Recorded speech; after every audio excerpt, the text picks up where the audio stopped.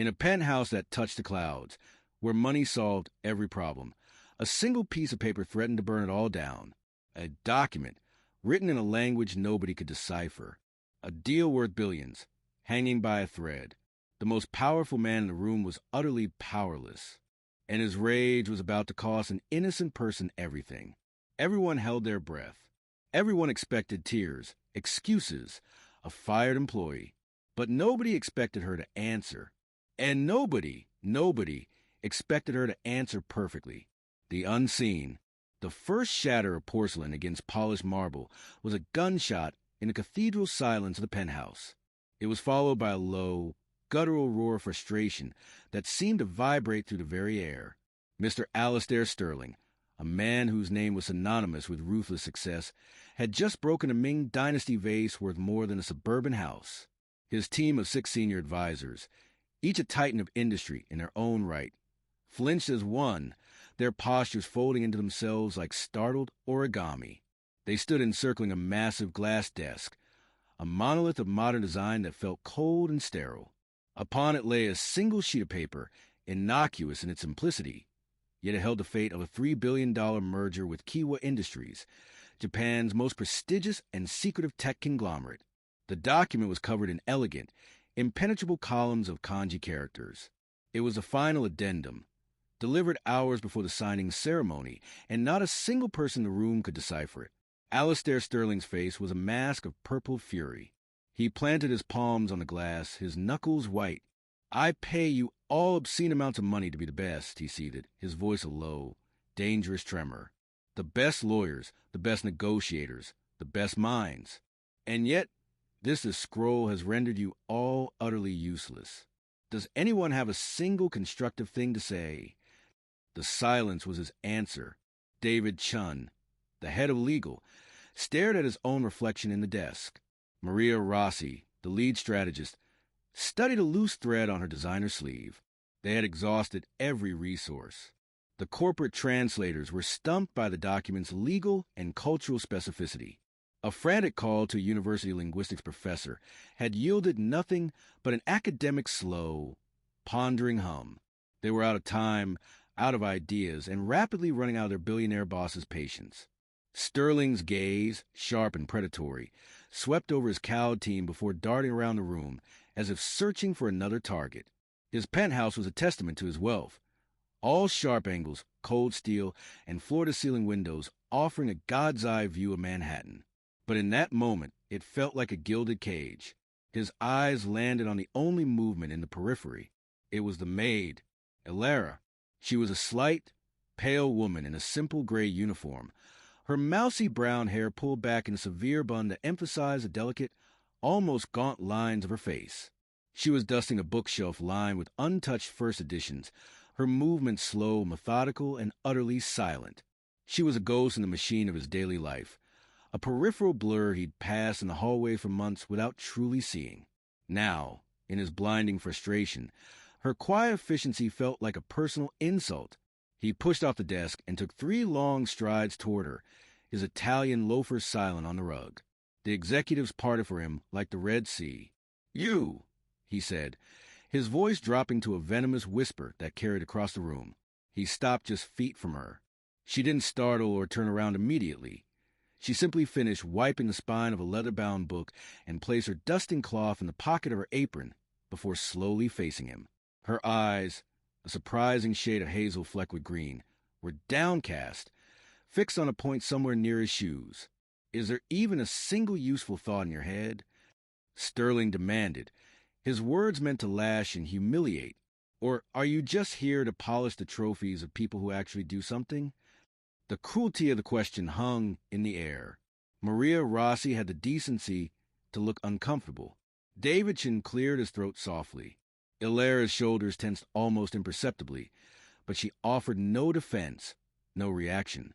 She just stood there, a statue of subservience, absorbing his vitriol. This visible lack of fight seemed to inflame him further. His fury needed a catalyst, and her passivity was like pouring gasoline on a fire.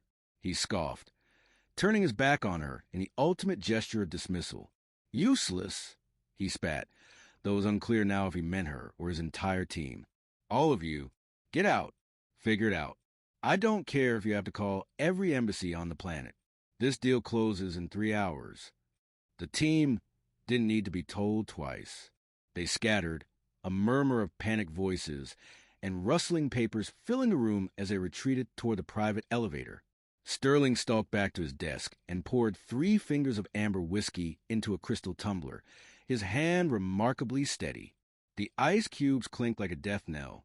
He didn't see Alara finally lift her gaze. He didn't see her eyes, now sharp and focused, sweep over the chaotic scatter of documents on the coffee table. He didn't see them pause on the distinct logo of Kiwa Industries, a stylized mountain peak. Nor did he see the flicker of profound recognition that passed through them. He was too busy drowning his humiliation. He missed the way her posture shifted, the submissive slump replaced for a single, fleeting second by a straight-back poise that spoke of a different life, a different confidence. It was there and gone in a heartbeat, replaced once more by the invisible maid as she picked up her feather duster and moved silently toward the hallway. As she passed the grand piano, her fingers, for a reason she couldn't explain, gently brushed the polished wood's lid. It was a gesture of longing, of connection to something beautiful, and ordered in a room charged with toxic chaos. The memory hit her then, not as a clear picture, but as a sensory avalanche. The scent of tatama mats and incense, the sound of shamisen being tuned, the feel of the calligraphy brush in her hand.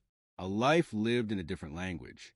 She slipped into the hallway just as Chloe, Sterling's perpetually harried personal assistant, was snapping off her Bluetooth headset with a sound of utter exasperation. "No, I don't have a translator for Kiwa Industries." The one from the agency flaked. "Yes, I know what unacceptable means, David. Thank you for the English lesson. Look, just keep calling." Chloe muttered a curse under her breath and nearly walked right into Alara. "Watch it. God, do you have to be underfoot right now? The sky is falling. You're adjusting decor." Alara merely dipped her head, a gesture so ingrained it was autonomic, and pressed herself against the wall to let the storm of Chloe pass. She continued her slow progress, her mind no longer on dust. It was on the document. She knew that particular style of corporate Japanese. It was dense, formal, and favored by the old guard Keiretsu corporations. It was a language of subtle threats and immense politeness, where the most damning clause could be hidden inside a compliment. She entered the master bathroom, a cavern of black marble and chrome, to replace the towels. The task was mindless, giving the storm inside her head room to rage. She caught her own reflection in the mirror, a pale, tired woman in a drab uniform. The ghost of who she had been seemed like a story she'd read about someone else. That woman, Hannah, had been brilliant, fluent, and in love with the intricate puzzle of language. This woman, Alara, was just trying to survive, to pay the rent, to afford the medicine for her daughter Sophie's asthma. To be noticed was to risk the fragile stability she'd clawed together. She finished in the bathroom and stepped back into the living area, her mandate to remain unseen warring with a dawning, terrifying understanding. She needed to see that document again. She moved toward the desk under the pretense of collecting the now empty whiskey glass. As she reached for it, her arm, trembling slightly, caught the edge of a leather portfolio. It tipped, spilling its contents. Financial reports, charts, and a single, crucial sheet of paper fluttered to the ground, landing directly at Alistair Sterling's feet. He looked down at the spilled chaos, then up at her. The last vestige of his composure snapped. The search for a target was over. His voice was low, colder than the ice in his glass. "Is there nothing you can do without making a mess?" He pointed a rigid, accusing finger at the paper on the floor. "Pick it up, and then get out. You're finished." The words were a physical blow. Finished. The word echoed, carried with the specter of lost health care, eviction notices, and helplessness. Her heart hammered against her ribs, a frantic bird in a trap. Mechanically, she bent down, her fingers closing around the expensive, heavy paper. Her eyes, against her will, scanned the text. It was worse than she could have imagined. It wasn't just a complex clause. It was a masterclass in legal deception. A yami yukioi, a predatory, shadow-contracting agreement buried under layers of polite, honorific language. Sterling wouldn't be merging. He'd be willingly signing over the crown jewels of his empire in 5 years' time. He was about to be ambushed in the most humiliating way possible. She stood up, the document held loosely in her hand. Mr. Sterling had already half turned away, his dismissal absolute. The deal was his only concern. Her firing was already a forgotten footnote. She looked at his turned back, at the arrogant set of his shoulders. She thought of her daughter's face, of the fear in her eyes during a bad attack. She thought of the quiet dignity of the people who had once been her teachers in Kyoto. The words were out of her mouth before her fear could stop them. Her voice quiet but unervingly clear, its tone utterly changed. It was the first time most of them had ever heard her speak, and the language she used was not English. It was flawless, native-level Japanese. The ghost in the machine, the silence in the penthouse was absolute, so profound it seemed to swallow the very sound of the city far below. It was a vacuum, and in its center stood Alara, holding the damning document, the echo of her own words she hadn't meant to speak, hanging in the air between them. Mr. Sterling turned back to her with slow, deliberate motion that was more terrifying than his previous rage. His eyes, narrowed to slits, scanned her up and down as if seeing her for the first time. The contempt was still there, but it was now mingled with a potent, bewildered shock. "What did you just say?" he asked, his voice dangerously low. It wasn't a question of curiosity. It was a command of a man who demanded an immediate and satisfactory explanation for the disruption of his universe. Alara's heart was a frantic drum against her ribs. The part of her that was Alara the maid, the survivor, screamed to apologize, to feign a mistake, to grovel and maybe, just maybe, salvage her job. But the part of her that was Hannah, the scholar who had once debated semantics with professors in a Kyoto izakaya, held firm. She had seen the clause. It was an act of corporate war, disguised as calligraphy. She met his gaze, and for the first time, she did not look away. Her voice, though still quiet, lost its waver. She held up the document. "I said, this is not a standard termination clause. The term is yamayukioi. It translates roughly to a shadow contract or black subcontract." She took a shallow breath, the technical Japanese terms feeling foreign and familiar on her tongue after so long. Its structure within a framework of extreme politeness, which is meant to obscure its true intent. A Western legal team would likely interpret the hedging language as cultural deference, not legal caution. She pointed to a specific section of characters, her finger steady. "See this verb form here? It's exceptionally formal and passive, but it creates a binding obligation for Sterling Holdings to cede all patent control and manufacturing oversight of the Orion chipset to a Kiwa subsidiary, Hakumai Technologies. In 5 years, based on performance metrics they alone will audit. You will own the brand name. They will own everything that makes it work." David Chun, who had paused at the elevator door, took a hesitant step back into the room. That's impossible. Our team reviewed the English summaries. Alara didn't look at him. Her eyes were locked with Sterling's. "The summaries are based on a previous version. This is a last-minute substitution. The critical change is here," she said, her finger moving to another dense paragraph. "They used the word shonen, which in this context doesn't mean approval, but certification by a designated authority. And the designated authority, listed in this footnote, is a panel appointed solely by Kiwa. Maria Rossi, her professional curiosity overriding her fear, moved closer. "How can you be sure?" "The nuance." "I am sure," Alara said, her tone leaving no room for argument. It was a voice of an expert, a voice that had no business coming from a woman in a maid's uniform. "This isn't just a language. It's a cultural negotiation. They are using your ignorance as a weapon. They expect you to see politeness and assume acquiescence. This document does not propose a partnership. It plans an annexation." Alistair Sterling had not moved a muscle. His fury had not abated. It had been frozen by a shock so complete it was momentarily paralyzing. He stared at this woman, this ghost who polished his silver, as she dismantled a billion-dollar trap with the casual precision of a bomb disposal expert. The disconnect was so vast his mind struggled to process it. "Who are you?" he finally asked, The question ripped from him. It wasn't about her name. Illyra flinched, the armor of her expertise cracking for a second. The question struck at the core of her hidden life. She looked down at the uniform, at the dust cloth still tucked in her apron. The reality of her situation came crashing back. She had spoken, and in doing so, she had shattered the carefully constructed invisibility that protected her. Before she could formulate a response, a new voice, sharp and alarmed, cut through the tension. Chloe stood in the doorway of the hall, her phone clutched in her hand, her face pale. "Alistair," she said, forgetting formality in her panic. That was security downstairs. "A courier from Kiwa is in the lobby. He's not here to deliver anything. He's here to witness your signature. He has a video feed ready to connect to Mr. Tanaka in Osaka for the formal execution. They're not giving us 3 hours. They're giving us 10 minutes. They knew we wouldn't have time to translate it. This was a setup." The final piece clicked into place. The delayed delivery, the impossible timeline, it was all a coordinated ambush. Sterling's face went from frozen shock to a cold, calculating hardness. The personal insult to his intelligence was now a professional fire that needed to be put out immediately. His eyes snapped back to Illyra. All emotion drained from his voice, replaced by the sterile tone of a CEO assessing a new asset. "Can you draft a counterclause?"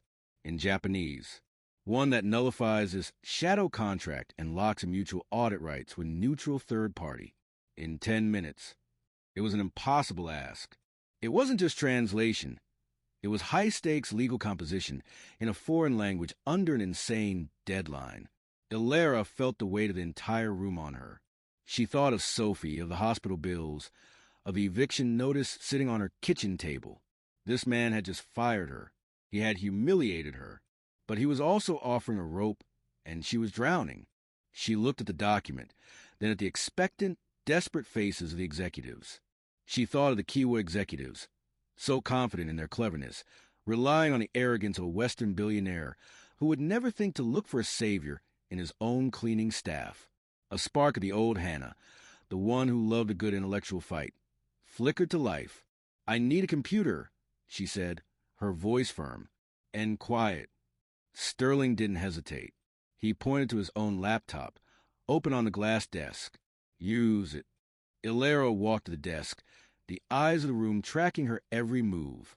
She sat in Sterling's own chair, her simple gray uniform a stark contrast to the throne of power. She ignored the opulence, her fingers flying over the keyboard, accessing a Japanese-language word processor. The executives crowded behind her, watching as she began to type, not in the slow, hesitant manner of a translator, but with the rapid, fluent speed of a native speaker composing complex legal text. She was no longer Illyra, the invisible maid. For the next 10 minutes, she was the most important person in the billion-dollar penthouse. The ghost had not only appeared, she had taken command of the machine, the counterattack. The only sound in the penthouse was the rapid, precise clatter of keystrokes.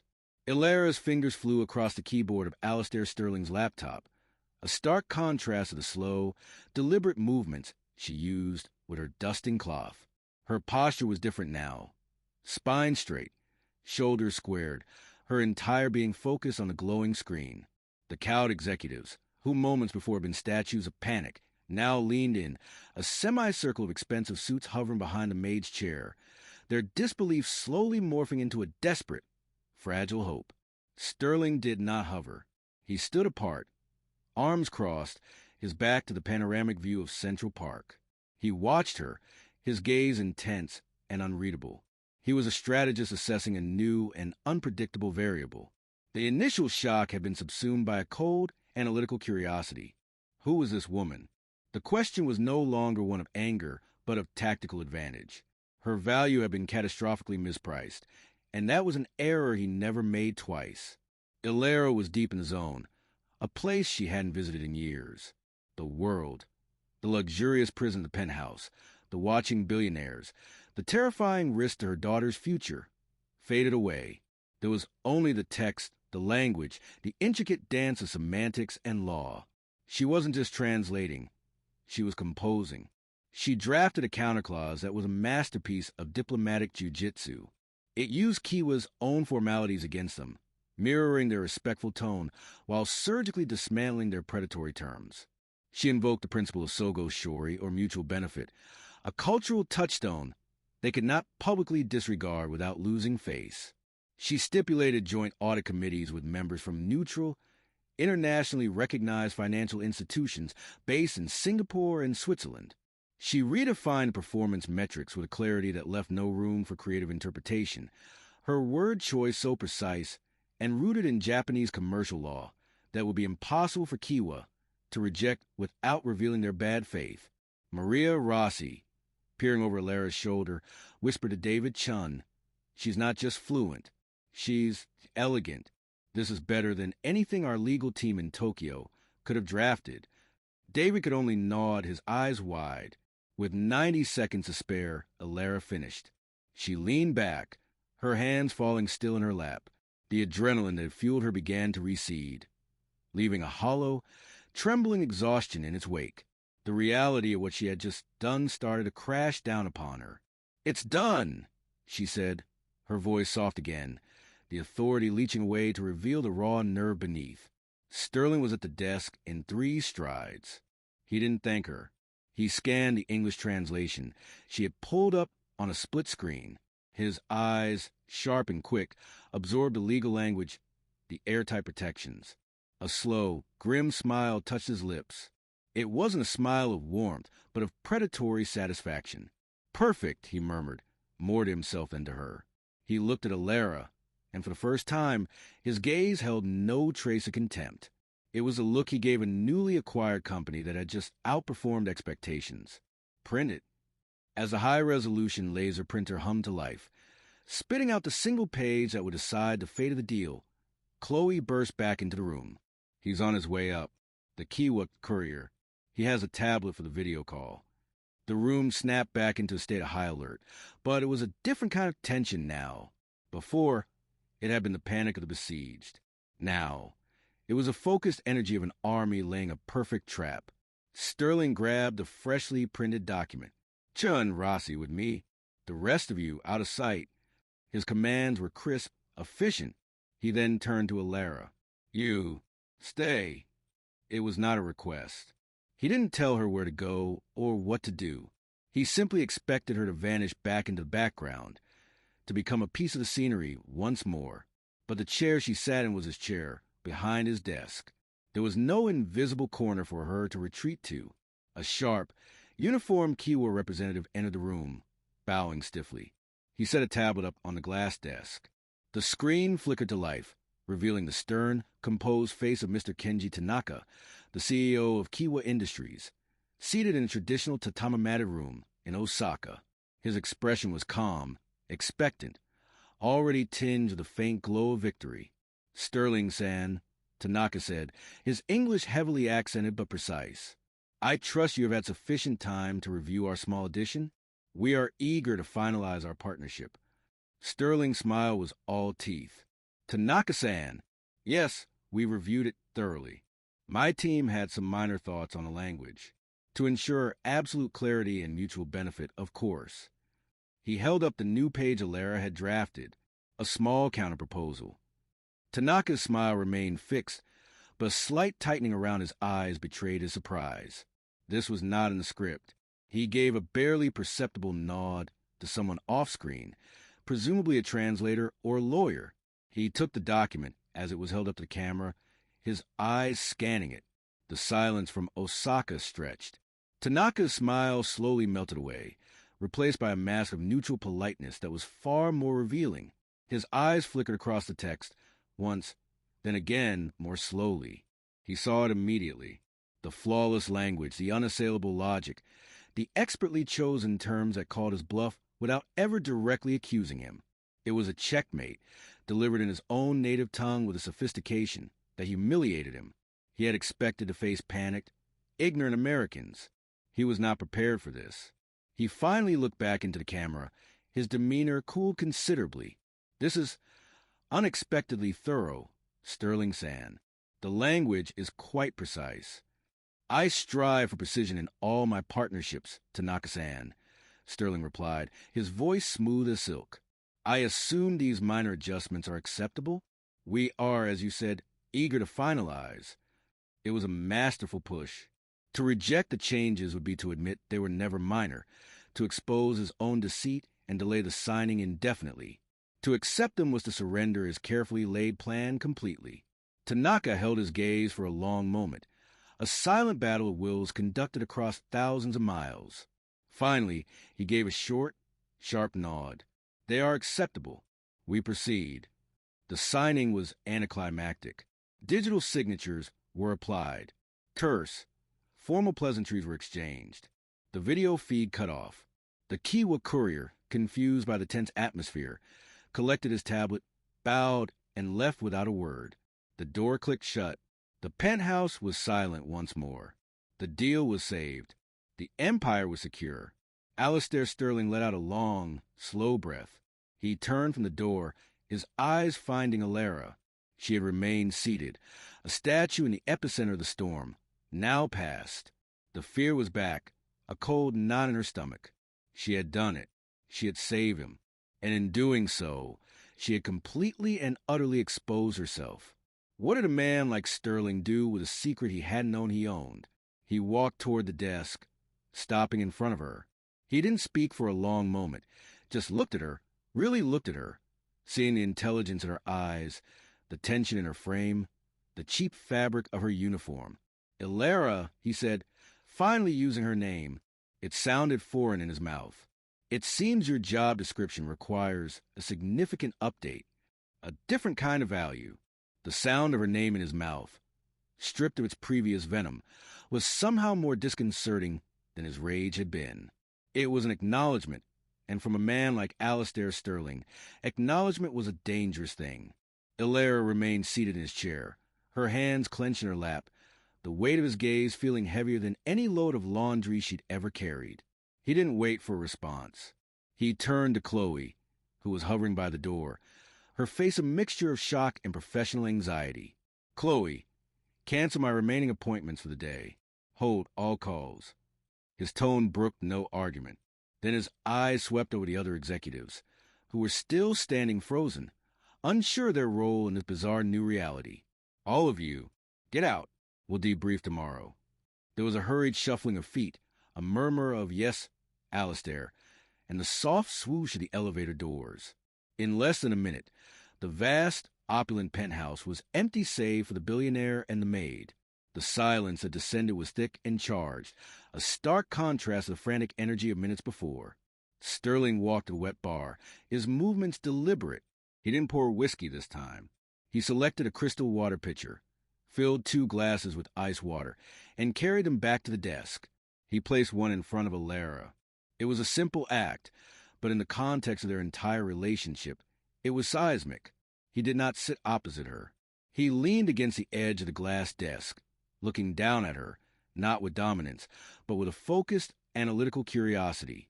Start from the beginning, he said, his voice calm, neutral. Who are you? The question hung in the air. The water glass beaded with condensation, a tiny anchor in the surreal storm of the afternoon. Alara looked at it, then at her own hands, rough and reddened from harsh cleaning chemicals. The armor of Hannah, the scholar she had briefly channeled, was gone. She was just Alara again, exposed and terrified. She took a slow breath, the air catching in her throat. There was no point in lying anymore. The truth was her only currency now. My name is Alara Moss, she began, her voice barely a whisper.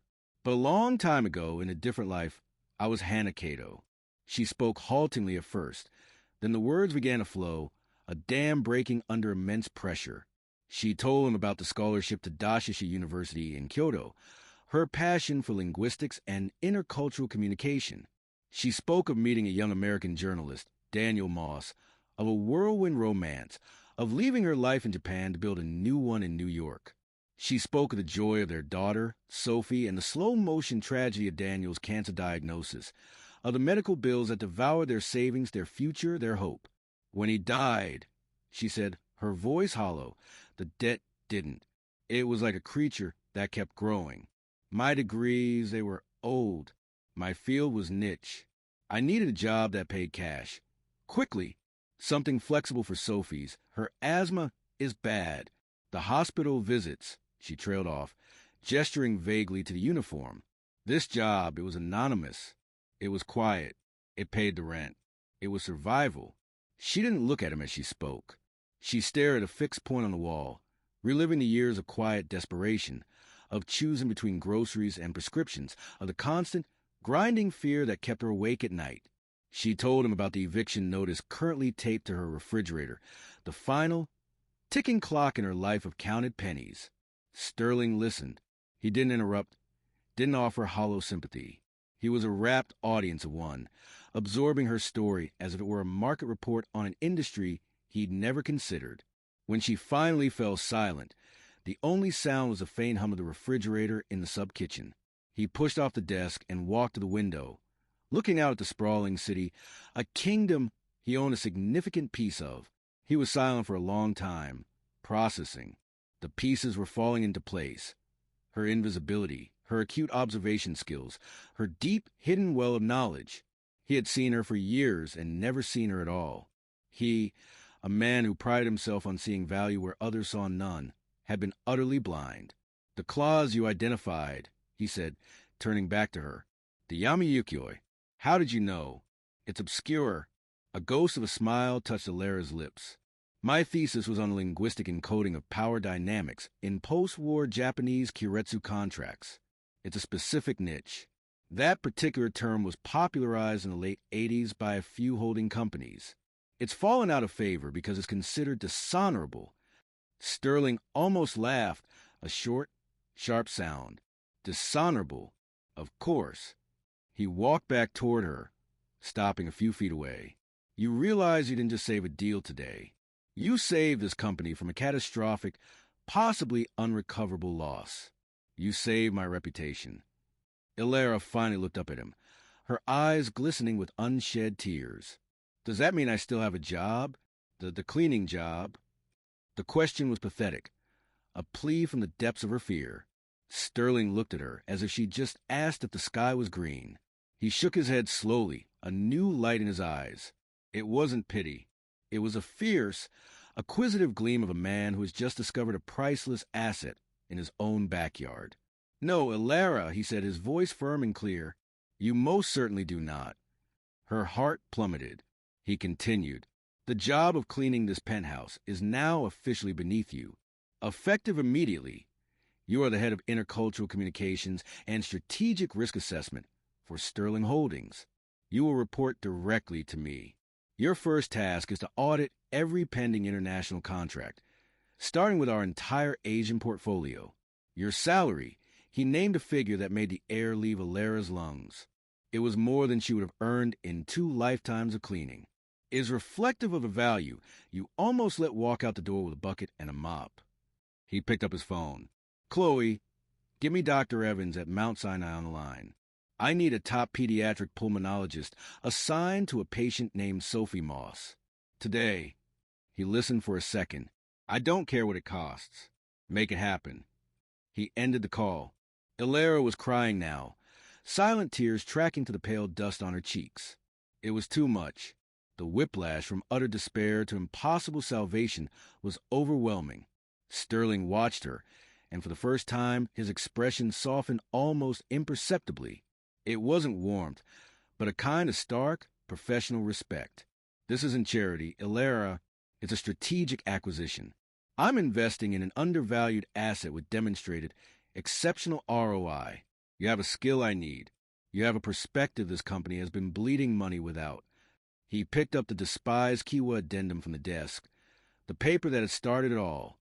He held it for a moment, then deliberately tore it in half, and then again, letting the pieces flutter into the trash can. "The courier may have left," he said, a hint of that cold smile returning. "But the real negotiation is just beginning.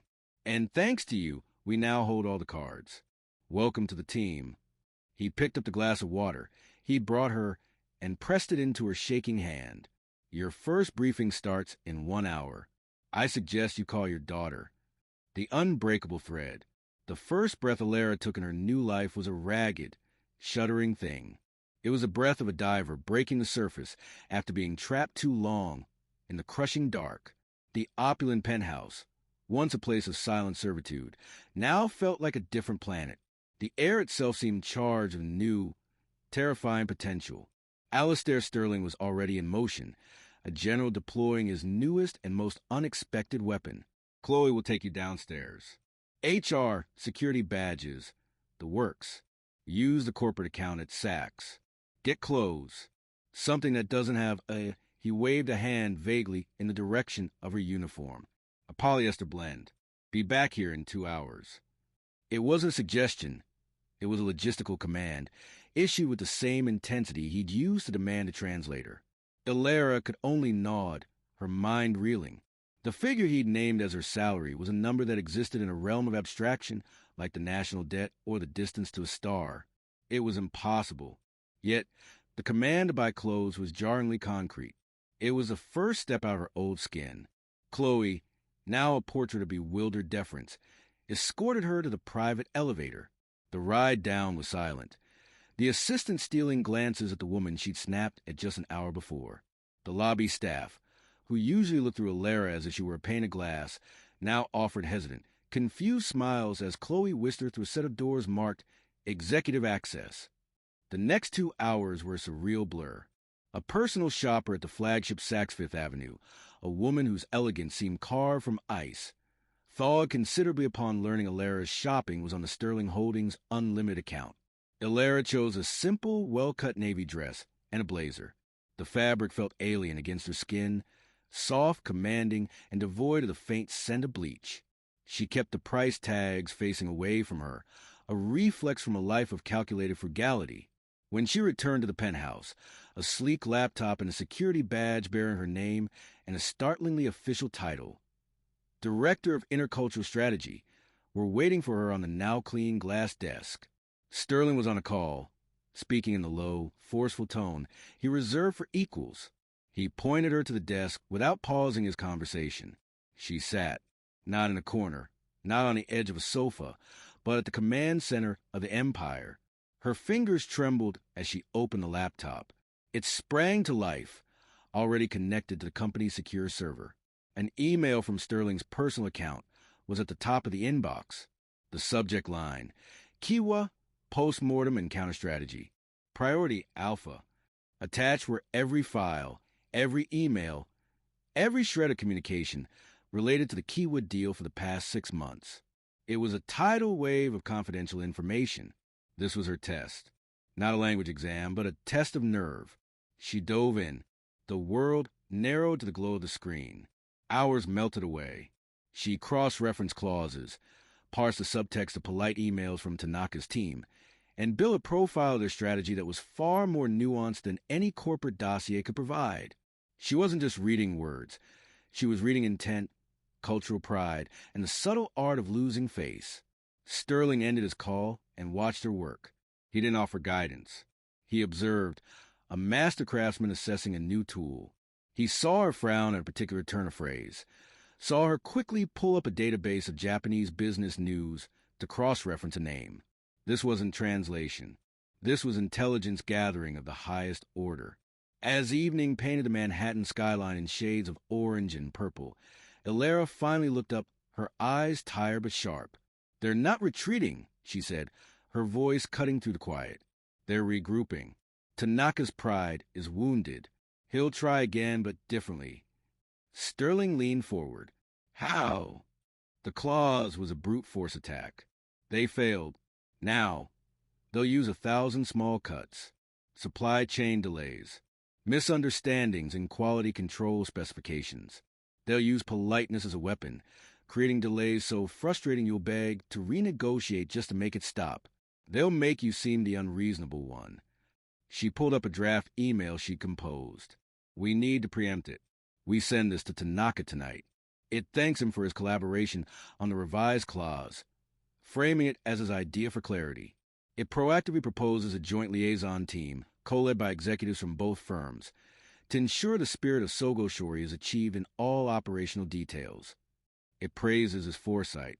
It gives him a way to save face, so completely that sabotaging the deal now would make him look like a fool to his own board." Sterling read the draft. It was Brilliant. It was a verbal fortress, built with elegance and unassailable logic. It turned their own cultural rules against them. A genuine, slow smile spread across his face, the first real one she had ever seen. It transformed him. "Send it," he said. She did. With a click, a new kind of power flowed from her fingertips. It was quieter than breaking porcelain, but infinitely more effective. The tension of the day finally began to ebb, leaving a profound exhaustion in its wake. Sterling walked to the window, looking out at the glittering city. "Your daughter," he said, not turning around. "Sophie. Dr. Evans' team saw her this afternoon. They've adjusted her medication, scheduled a full workup for tomorrow. She's going to be fine." The words were delivered as a status report, but to Alara, they were an absolution. The constant, grinding fear that had been her companion for years loosened its grip, just a fraction. The tears came again, but this time they were quiet, cleansing. She gathered her things to leave, the new laptop heavy in its bag, a tangible weight of her new reality. At the elevator, Sterling stopped her. "Alara," he said, "this changes nothing about the work. The pressure will be greater. The stakes will be higher." She met his gaze, and for the first time, she didn't see a billionaire or a tyrant. She saw a partner in a difficult, endless game, and she saw her own reflection in the glass behind him. No longer a ghost, but a woman, standing tall. "I know," she said, and she stepped into the elevator, descending not into the darkness, but into a future she had written for herself, one perfect, impossible word at a time, from invisible to indispensable, from a whisper to a voice that changed everything. Alara's story proves that the most extraordinary strength is often hidden in the most ordinary places. It's a reminder to look closer, to listen harder, and to never, ever underestimate the quiet power within someone or within yourself. Before you go, do you believe in second chances? Have you ever seen someone surprise everyone when it mattered most? Share your own stories of hidden strength in the comments below. Your experience might be the inspiration someone needs today. And if this story moved you, help us tell more like it. Subscribe to the channel and hit the like button. It truly makes a difference. Don't forget to tap the bell so you won't miss our next journey into the heart of everyday resilience. Thanks for watching.